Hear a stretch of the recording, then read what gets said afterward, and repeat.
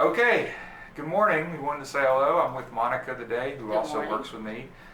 Today we wanted to talk about off-market deals. It seems like every week we're going to properties on Getting behalf, calls. on behalf of our clients. They either just want off-market deals, they seem to think that they can't buy them via the MLS Right. because there's no good deals on the MLS. Right. So we wanted to talk about off-market deals, the definition of those, some of the pros and cons. Monica, I'd say real quick, we're going to one today actually. We see good ones, we see bad ones. I bet we discuss 2 or 3 a week. We do. Perhaps. We do. Well, let's first start with what is the definition of an off-market deal? So basically, an off-market deal is a deal, of course, that's not on the MLS. It could be a seller, it could be a wholesaler selling the property, it could be a seller that just wants to get rid of the property because they don't want to deal with it, or a property that has been abandoned that may have overgrown grass or the taxes or liens on the property, and they just don't want to deal with it anymore, and then they'll give us a call to see if we can sell it. Yes, so exactly. And it's funny, we were going to say, just because it's off market doesn't mean other people don't know about it.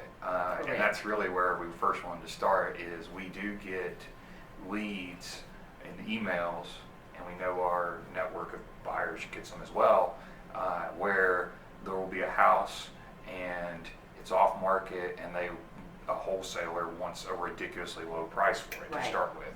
Well, then we show up and truly there's 50 to 100 people there, and it gets bid up.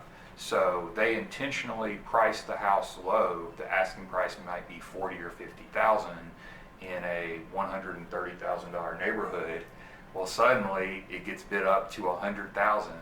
The house probably needs repairs, and it just ends up being basically like a retail deal. So it doesn't matter, or it doesn't make sense to buy. Kind of like an auction as well. Exactly. So we first want to also talk about how we find these deals. I mean, Monica, when you get those or are notified of them, who's telling you about them? It's usually referrals or other agents that we deal with that will come to us because they know we have a large pool of investors that we deal with. So it's usually agents or just sellers, referrals, word of mouth. Yes, exactly. I think, I don't want to skip too far ahead, but we want you to realize that you can still find good deals via the MLS. I personally have bought houses recently. I know we have a flip in Parkway Village. It was bought via the MLS. We just flipped one in 38109 in Westwood. It was a foreclosure. It was listed on the MLS. Our clients bought it. They fixed it up. They sold it. It worked out fine. And we have the video of the one that I'm referencing and the one in Parkway Village. So we just don't want you to think that you just have to buy houses off market. And that kind of leads us into just the pros and cons. And let's kind of talk about that. Why don't we talk first about the cons in general? I'd say typically one of the things that I see is that the house has been neglected. Yes. It's usually not in great shape. It needs repairs. And that doesn't necessarily mean that they're going to take a low price for it either. Exactly. It may be neglected, and they still want a lot of money for it. How do these people usually, let's say the buyer themselves, how can they purchase them? Can they get a loan, or does it have to be cash? No, this has to be cash. Has to be cash. Straight up cash. No repairs. Typically no inspection. Typically you go to the house that one time and that's your inspection. You're not going to be allowed to do a full-blown home inspection.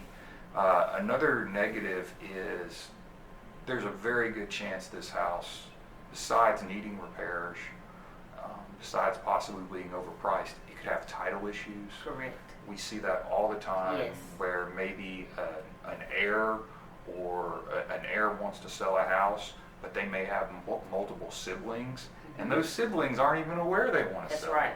Or someone says they have power of attorney, but the power of attorney wasn't done right. Correct. It just ends up being a waste of time, or it can be, and this can be Expensive. a long, drawn-out process, and it really doesn't need to be. Frankly, another thing is usually there's no commission involved because the seller's just dealing direct, so we have to work that out.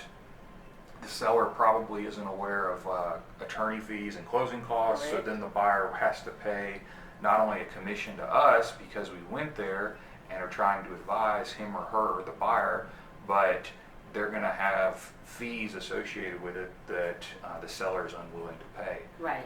What about the other thing would be property taxes? It's a Correct. very good chance that, and the seller's usually going to be responsible for those, but I think you would agree, a lot of times these sellers haven't been paying those Right. or aren't aware of them, Right. and that obviously can affect their Sale. net. That's right. What would you say are some of the positives, just in general? Why would somebody want to do off-market? Well, because sometimes you can't get a good deal.